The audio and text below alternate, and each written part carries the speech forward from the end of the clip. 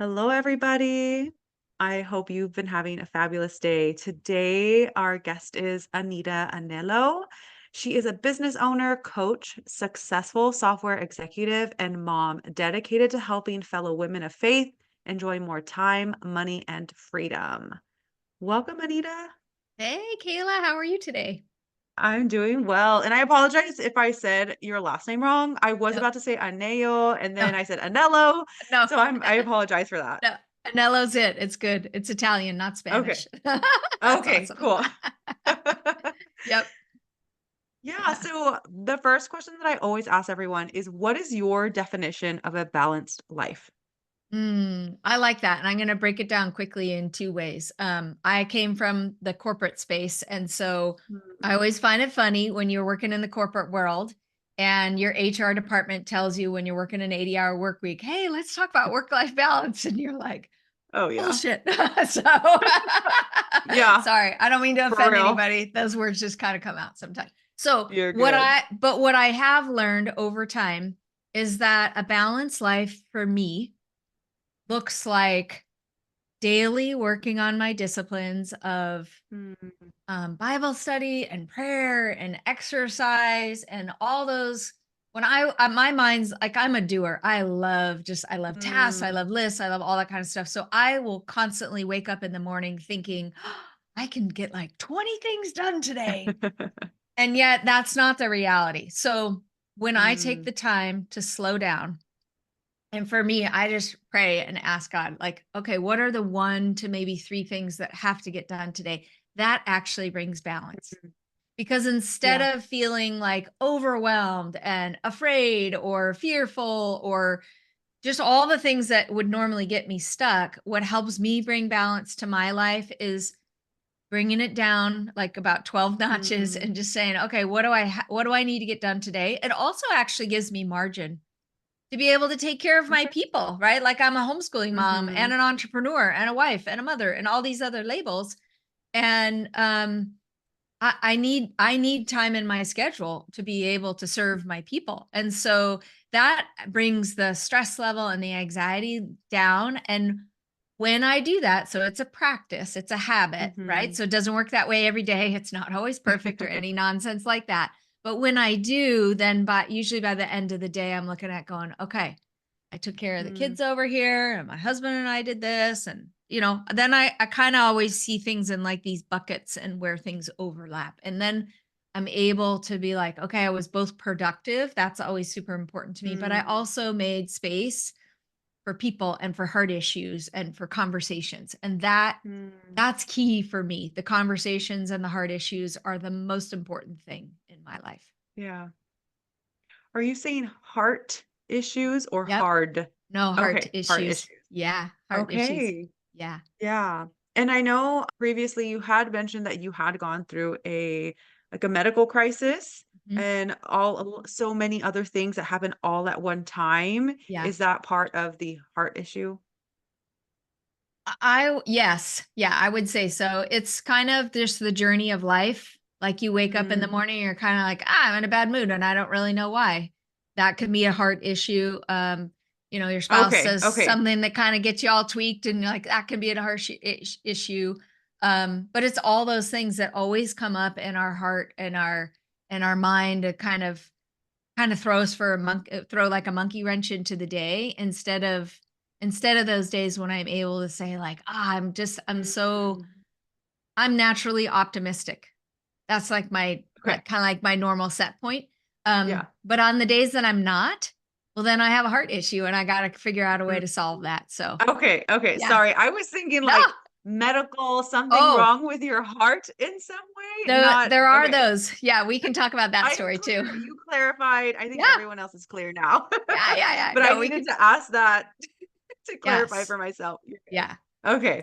Yeah. So we did have crisis in our household that happened Mm, about it's been a little bit over 18 months or so. And as you mentioned, there was a very short window of time where in about a 6 to 8 week window, we had a big marriage upset, then a mm, medical crisis for a member in my household who coincidentally did have a heart issue, a physical heart issue. okay.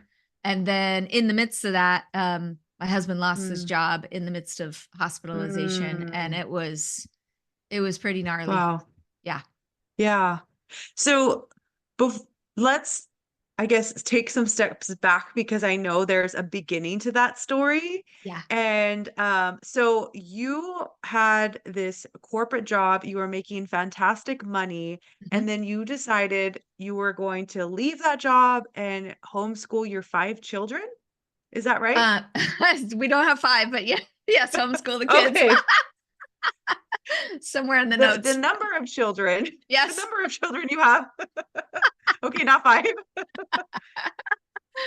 That's awesome. Yeah, so I had been a executive in the software industry, built up a career and really loved it in so many ways. And then I started having kids. So I had kids a little bit Okay. later in life, and my I just wanted to be home with them. Like as soon Mm. as I held babies in my arms, like Oh, I just yeah. I had such a desire to be at home with them, and we kind of had this, it's almost like a little idea, a seed of an idea got dropped into our Mm. lives early on. I think maybe I was pregnant with my daughter, or maybe she had just been born, and I was like, I looked at my husband, I was like, "How do you feel about homeschooling?" And he was like, I don't know.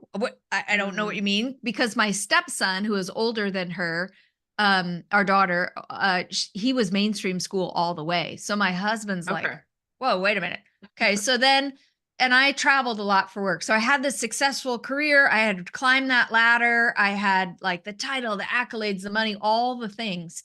Mm. But I got to a point several years later after having children that I just wasn't happy. I mean, I Okay. really wasn't happy. I was dissatisfied in so many things, but on the surface, Mm. it looked like I should, when you kind of like go after the goals and you feel like, yeah, this should be it. And I distinctly remember this Mm. feeling. It's like tangible to me. I can remember feeling like choked out. Like I Mm. climbed this Yeah. ladder and I had all the success, and I was looking around going, is this it? This can't be it, because I am not happy. Right. So in Yeah. that Oh, yeah. process, we had started homeschooling our kids, our younger kids. We had 2 that we were homeschooling and a third that was mainstream all the way. And when you first start out homeschooling, it's I don't know, in your my mind, I thought, well, wait a minute, how am I going to do all this and continue to work my corporate job and all this kind of stuff? And you just, the Mhm. demands when your kids are like 4 and 5 and your schooling is not all day Yeah. kind of a thing. But we have kids that, when I'm still working a job, I had amazing women who would come alongside me as nannies and just Mm. love on my kids like I would. So Okay. that journey was about an 8-year journey of being in that mix of wanting to stay home but needing to be at work. And in Mm. that time frame, so that's a long time. It's a long time to wait, it's a long time to wrestle. For me, I felt like I was wrestling with God of like, my heart says I want to be over Mm. here, but my brain, and in that case, Okay. my husband was saying, "No, you have to be over here." Right? Mm. So Yeah. we And took by over here, you're meaning like your job, your corporate job Staying, that you have. yeah, staying in Okay. the job. Yeah, absolutely. So we would talk about it all the time as a household, and really at that point, because our kids were so little, just really my husband and Mm. I. And I would look at him and like, I want to stay at home. I want to be able to continue homeschooling. Like, this is where God's called us. We want to be obedient to that. And we would see the fruit of schooling our kids in that Mm. manner. And there's lots of different ways you can school. All of them can be amazing. All of them Yeah. can be super hard. Um, Mhm. but in that journey of going on that, it's really like an adventure of going on the adventure of homeschooling. Mm. And, as they got a little bit older, the demands got more like junior K and kindergarten. Not Oh, too hard. yeah. But when you start getting into the academics of some of the grades and learning them and the Mhm. time investment that it takes. So I knew I always wanted to stay at home with them. Mhm. So I had the opportunity because we had prepared. So we had prepared Okay. financially for me to be able to leave the workforce. Mm. We knew how Okay. to have the discipline of getting our finances in Mm. order to make the shift. And that was big for Mm. us because we weren't going to just say, I don't know, let's just throw it all up in the air and be like, sure, let's homeschool on a whim. By the Yeah. way, don't do that. That's a bad idea. Yeah, that's probably not. Plan. There I has would to be just some sort of direction. yeah. Yeah. So I retired early. I retired early at age 43 to homeschool and with my kids and stay home with them. And I had about a 10-year stretch of just doing that. And then about 5 years ago, I kind of had this, and it was amazing. I love it. We're still homeschooling. We're 15 years in. Really been an incredible journey. Um, and so then about 5 years ago, I kind of got this stirring, like my kids were getting older, Mhm. the demands on me were a little bit less. And I would look at my husband, I was like, I'm kind of getting restless to do something again. He's like, well, what does that look like? I was like, well, I'm not going back to corporate America because the 80-hour work week and family and homeschooling and all the other, like, talk about no balance like that. I'm sorry. I just don't believe if you're giving that much time to somebody else that you could have any Yeah. balance in yourself at all, in your life at No. all. Mm-mm. No, not at 80-hour work weeks, no. I No, mean, I mean, not even even 50. I would even 60. challenge like 50 or above, like really Yeah, 40 is kind of like the right? That's pushing it right there. That's a lot of time to devote to it any is. one thing, right? So then I started building businesses because that's what I had done in the past. I had worked for Mm, different companies and I enjoyed that, but I owned a business one time years ago, a software company with other partners, and I loved it. And that's the only thing I missed mm, about my career. I missed building businesses and being an owner okay. and going through that Mm, strategy as an owner because it's different. You kind of have, it's just different. It's different than if it you're is. working for somebody else. Yeah. Mhm. So, yeah, well, I'll pause right there. What that usually like triggers a whole bunch of questions. Yeah, so do you remember what that initial seed was? You said you had noticed a seed, like a seed was planted.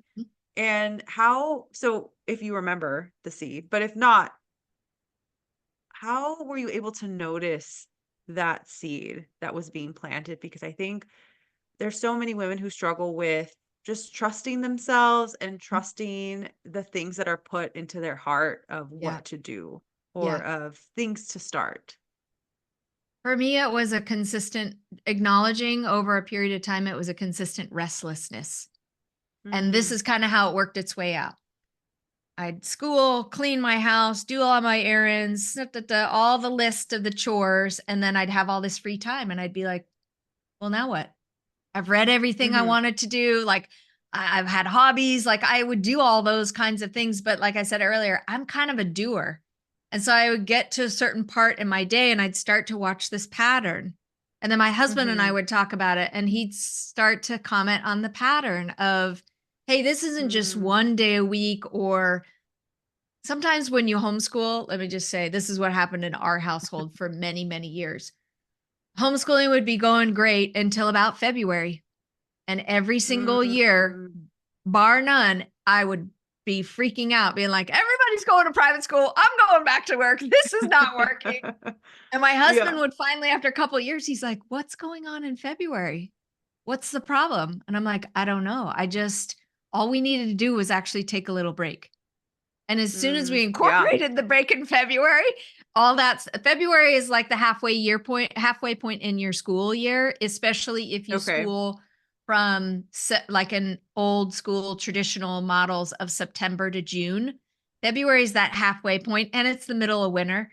And Mm, you mhm, know, for yeah. many, we're from San Clemente, although we live in Texas now. So you can kind of go to the beach and still in February in San Clemente, but you're kind of at this they don't really want to school anymore because they're tired and you just come off Mhm. vacation, like there's just, at least for our household, Yeah. it was just kind of like a funky little hot mess of nobody wants to do anything. Like I didn't want Yeah. to, they didn't want to. And so I noticed this frustration, but when we Mm, shifted away from, oh, this isn't just a February thing, this isn't just like, hey, we need to take a vacation or we need to take a break and just spend the whole week outside or what, February can be cold. mhm. So maybe we just need like there were times when we could identify that we'd just say, we just need to spend the week in our pajamas, not do anything else, Yeah. that kind of stuff. So Yeah. all those things helped until it didn't. And then all of a sudden I started recognizing this pattern of, oh, this is bigger than just a week in February. This is like a restlessness in me of, No, I really want to do Mm, something. I'm really actually made for more. I feel like in some ways, in order to homeschool my kids, I put certain things on hold and kind of suppressed these qualities and skills that I okay. had in my Yeah. life. And it was like, wait a minute, I'm actually really pretty good at some things. Why don't I go back and do that? And sometimes, let me Yeah. tell you, ladies, it's hard because you don't get the same kind of accolades and acknowledgement and even thank yous that you Oh, do yeah. when you're homeschooling that you do when you're in the workforce. You know, in the workforce, at Mhm. least you get, if you do well, at least you get a paycheck. And, you don't get that when you're Yeah. homeschooling. There's no acknowledgement. Mom, here's an award because you did amazing this year. So, Yeah. and that's okay. I don't need that kind of stuff. I know that I'm a great teacher. I'm totally okay with that. But yeah, it was just kind of this uneasiness that kind of kept building, building, building, building. And Mm, so my husband and I would kind of talk about it. And one day I distinctly remember it was a December in, so I started my business in October of 2018. So I think it was the winter. I think it was like right before that. I looked at okay. Vince and I was like, I don't know. What do you think I should do? And I kind of laid out all these options. He goes, babe, I don't know. Only you can answer that. And I was like, Yeah. that's like the perfect thing to say to me. Like, I'm not a don't tell me what to do kind of girl. That doesn't really help. Yeah. Um, but it almost like gave me the freedom because he said, Mm, I don't know, but know that you know what's in your heart. Just try some mm, things. And that gave me also the permission because one thing my husband and I do really well is we know how mhm. to be good partners and team members for one another and champion the other person and say, I don't know, like you have those God given desires in your heart. You got to kind of figure out what those things are, Yeah. but then go try them. Go Yeah. try them in a context of, yeah, bills are paid, no problem. You want to try something on top of that? Mhm. Yeah, go try it. You know, Yeah. so Mhm. that started a whole new journey for us. It started a completely Mm, different kind of adventure as a family, and as a couple, and just for me individually. mm. That's awesome. Yeah, So I want to highlight a few things here because one of the things I heard was you were not ignoring that pull to do something. So that's you right. weren't ignoring it. You were paying attention, like being curious with yourself. What is this? What is this feeling? What is it trying to tell me? Mhm, Two, you were open with your partner mhm. about this feeling. And they were also noticing this in you too, Mhm, which our partners are not always in tune to us in that way. But that's awesome that he was able to notice that. But y'all were in conversation about these yeah, things. And when we can have the open dialogue to talk about these things, it can make it so much easier to really flesh out what it is that we want to do. Because yeah, when we're just thinking about things, it's so muddy. There's just so much information in our brains. You just need to get it out there, whether it's writing it down or talking to a partner about it. Whoa, I lost my headphone just a second. yep, I have no idea where it went. It's okay. Um, and the other funny thing too is that you had brought up the whole February thing, and we were talking about that something similar before we hit the record button in terms of oftentimes we think we just need to push through. We just need to push through this oh like yeah, hard stuff. It'll be better on the other side. When in reality, sometimes you just need to rest hmm, and take that break. And you said you did do that. And I yeah, think your kids were probably like, yes, we need this break from school. And being homeschool, you had that opportunity to do that, yeah, which is yeah. awesome. Another Yeah. thing that you're actually what's reminding me is we're connecting. So I have a tendency to feel like I say when I was just homeschooling, as if that like diminishes homeschooling, and at all, Mm, that's not enough. That's not at all what I'm saying. But when I was focused solely as my number hmm one job as homeschooling, one hmm thing I did learn really well that relates to rest along the process is you can't necessarily, not even your kids nor you can just go full bore all the time every single week, no whatever. So you might be on Yeah. your period, take a break. hmm You might Oh have a new yeah. baby that needs to be nursed, like take a break. hmm You like all the so what I did learn over a lot of years of schooling is mm all the academics, they all get done no matter what. Like, and then some stuff Mm. you just like, we are not the kind of homeschooling family that says, I don't feel like it. We're just not going to do it. We always finish well. Like that's a theme in our household. We finish what we Okay. start. Okay. But because I know sometimes in homeschooling, you're like, oh, you're like, oh, that's flaky homeschooling. No, we're Mm. not that family. So it does happen. It does totally exist. Yeah. But also recognizing like today might just not be the best day because Mhm. I might not be the best day. It might acknowledging like maybe I'm just not the nicest teacher right now. Maybe I just need to Mm. go Yeah. have a bath or a cup of coffee or Mhm. go clean something. And then I come back going, okay, kids, we're ready to go.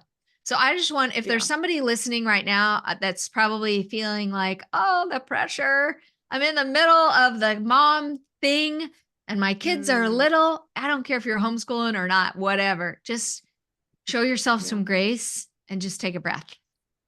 because especially when our kids are really little, Yeah. sometimes we just need to stop the madness of do all the time and just like snuggle up and read with them or play a game with them or just not Yeah. do anything or I don't know, Mhm. something, get outside. Like there's a lot of value, and I learned a lot of those things from just amazing ladies that came along the homeschooling journey with me that did things a little bit differently or were Mhm. older, and they could like reach a hand back and say, "Okay, Anita, come on, let me help you see what's really important." And my Mm. heart was always so blessed for those kinds of things because as I've already stated, like I am naturally like, "Oh, let's go, let's go, let's go. We got to Yeah. get stuff done." Yeah. Yeah. Yeah.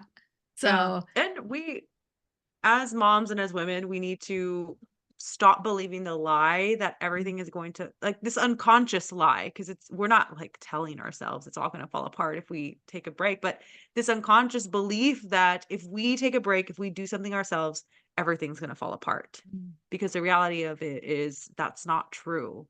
yeah, Things will keep moving forward. Not everything is going to fall apart because you gave yourself space to take a break. yeah, yeah. To even expand on that, like, yes, I'm sure somebody listening feels like she needs to have that permission to take a break. Mhm. Yeah. And not everything's going to fall apart. Yeah, I mean, I think that's accurate. And I will also add to that, even if stuff does fall apart, it's going to be okay too. Mhm. Yeah. Sometimes not doing something does cause a consequence that we didn't anticipate, but when we're resilient, we can figure it out. Like Mhm. we're women. We're amazing. Like of course we can figure it out and you go Yeah. back to it tomorrow, right? Or Oh, yeah. maybe the next day. Look at how many people too are suffering with um like chronic conditions or they're raising Mhm. children that might have something outside of the norm that causes life to be 10 times harder than it already is. Like our life is Yeah. already challenging as it is. So, what we would do is we would recognize kind of like the rhythm of the week, and then we Hmm. would latch on to that. I love that. Yeah, because Yeah, the rhythm of the week. some days you just do have more energy. Some days are more productive. Some days Mhm. are just naturally harder because where they fall in the rhythm of this long 5-day work week Mhm. with only two Yeah. days off. Right? Mhm. So recognizing that pattern and whatever that pattern looks like for somebody else's household, I think it's good for us to recognize where we are ourselves in that pattern in our household. And then, I mean, I'd say like, who cares what your neighbor or your girlfriend or anybody else on social media is doing? Like, you do what your Yeah. family needs. Mhm. Yeah. Mhm. And it takes really giving yourself space to think about what not only does our family need, but what do I want for our family? What do us as a family want collectively? What do I want for myself Yeah. as a mom, as a woman? Do I want more? Do I want less? Is this enough right now? And being able to just ask yourself those questions can really help to be more in tune with yourself and what you need. Mm-hmm. Hmm. Yeah. If there's one thing I think we did well as a family, and my husband and I early on, is we laid out and talked about and wrote down what we really wanted to be intentional about. Mm. And that has paid off in dividends. And it actually included what we would do and what we wouldn't do. So include both Okay. things. That's And awesome. yeah, that really, really helped Mm. us to stay focused on what was important to like the path that we were on. So Mhm. then I would because unfortunately as women when we get caught in the comparison game, like Mhm. nobody's married to my husband, nobody's has my exact life. Like it's kind of silly, isn't it? That I would think, oh, you know what? My next door neighbor, Kathy, like if I compare myself to her life, then I'm always setting myself up for failure. I'm actually Oh, always yeah. setting my kids and my husband all up for failure too, because I think, oh, my life has to look like hers and all these different ways. And then I'm like chasing after the wrong things. And instead Mhm. taking a step back and talking about it. And like in our household, it's praying about it, talking about it, processing a lot of Mm. stuff out loud. My favorite line that I use all the time is I'm just going to say something out loud, see if it sounds crazy. And my Yeah. people know, they're like, oh, okay, mom, no big deal. Because when I say stuff out loud, I hear it and my brain catches it in a completely different way than if I just talk about it Mm. internally. Oh, yeah. Yeah. Right? Right? Because Mhm. our ears hear information differently and our brain processes information differently in different parts of the brain that if we're thinking a thought Mhm. versus saying something out loud. So I would always say, like, I'm just gonna say something out loud, see if it sounds crazy. And they'd be like, okay, no big deal. Because then they Yeah. also know it's kind of like the freedom to just be like, bleh, just say something and not Yeah. really, not really feel like, oh my gosh, a big declaration was just made or something like Oh, yeah. that. Have any of your Go ahead. Oh, sorry, go ahead. Have No, any of your kids caught on to that? Like, oh, they also any of them also do that? totally. Yeah. Yeah. They'll use it in their language in different words, but we've Mm. cultivated a freedom and a safety net in our household to just be like, okay, I'm just gonna throw something out there. It looks a little bit more Yeah. language wise, it looks a little bit more like that to these days. But in my Mhm. mind, I'm like, I don't know, it could be crazy. Now my husband, he, he's pretty awesome because my other line that I will say a lot to him, I have an idea. And he's like, wait, hold on. I mean, my Yeah. ideas, honestly, Kayla, they could be from let's go to the store to let's hop on a plane and go to Europe right now. I mean, it's Yeah. everything in between. My ideas They're are so funny. they Yeah. can be way out there, but I mean, he's good at that. He's like, okay, what do you got? Mm. It Yeah. doesn't cause him like anxiety or fear or anything or frustration or anything. He just knows she's just going to throw out something that's sometimes a great idea, sometimes a wild ass idea. And we're going to be like, what do you think? And Yeah. so, Yeah. and it's good. Like it's turned into something that we have a lot of fun with. Cause he never ever knows what I'm going to throw out Mhm. there. That's So, so funny. mhm. So, you had this pool to do Mhm. something. What did you end up doing? Where did that lead you? Oh, okay. So I started an Amazon business in 2018 as an Amazon seller. Okay. What is And that? For um those who don't know what that means. yeah. So you can become so a lot of stuff, probably about 80 to 90% of the products that are sold on Amazon, they don't come from Amazon directly. They come from other sellers. So there's a whole business Okay. model around selling stuff on being an Amazon Mm. seller and building a business around that. There's a couple of different Okay. ways that you can do that. There's all sorts of different models. You can buy stuff at Mm. like at low prices in retail environments and resell on Amazon. You can create your own Okay. products. You can wholesale. So I focused on the wholesale space and got some clients Mm. around that. It was kind of an okay business, I would say. I mean, it was nice because I could kind of do it all on my own and all on my own time. And as a homeschooling Mhm. mom, like that's wonderful because I can take care of everybody all day long and then, scoot out in the evening Mhm. or on the weekends and go find product and stuff like that. Um, Yeah. the one thing that I did not anticipate, I tend to consider myself to be kind of like an extroverted introvert. So by nature, I am more introverted. I get all of my energy by slowing down and being by myself. Mm. I don't Okay. while I enjoy being around people, my husband is like the polar opposite. Like he's an extroverted extrovert. Mm. He's out all the time, wants to talk to everybody all the time. It's a lot for me, right?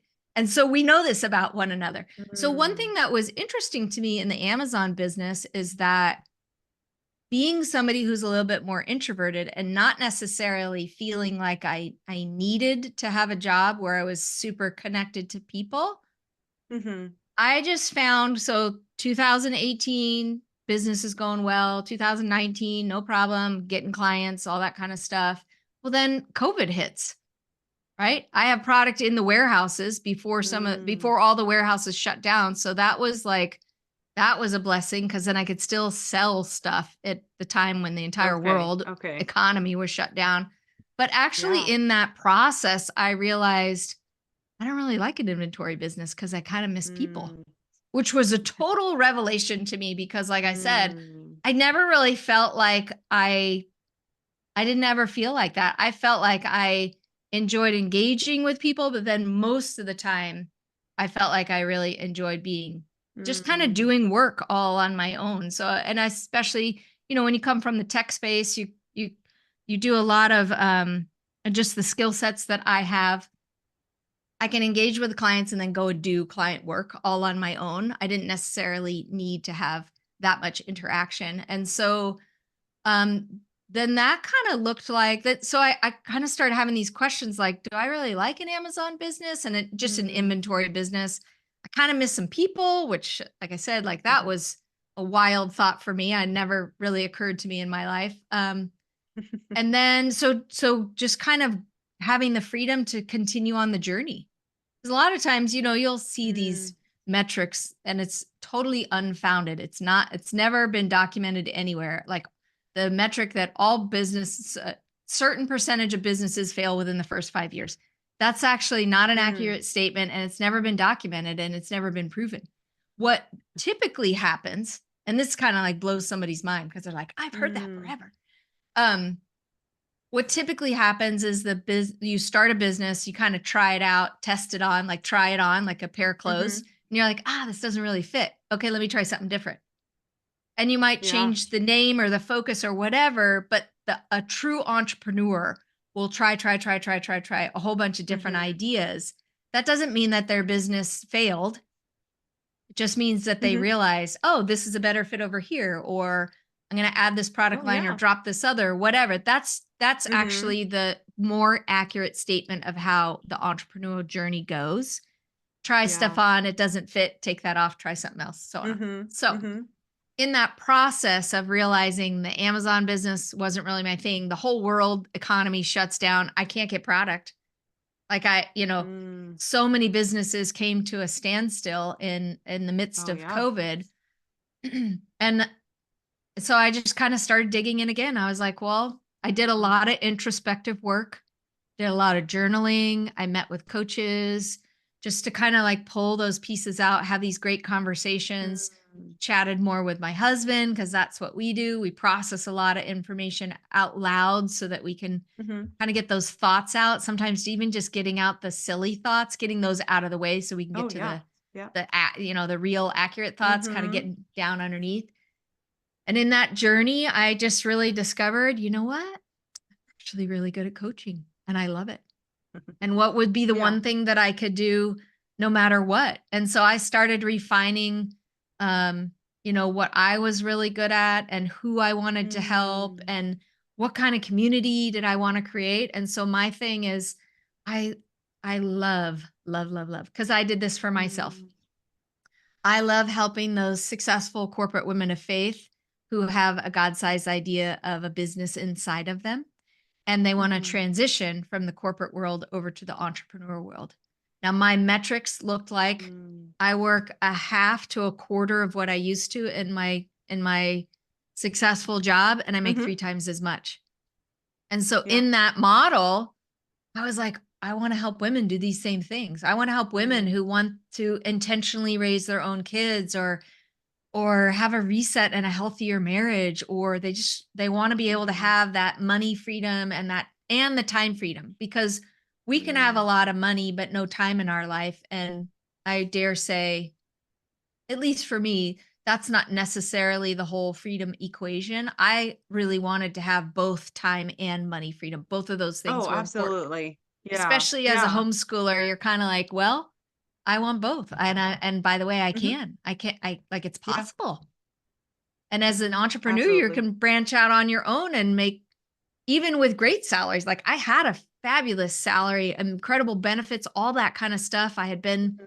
with in my corporate career for a long time.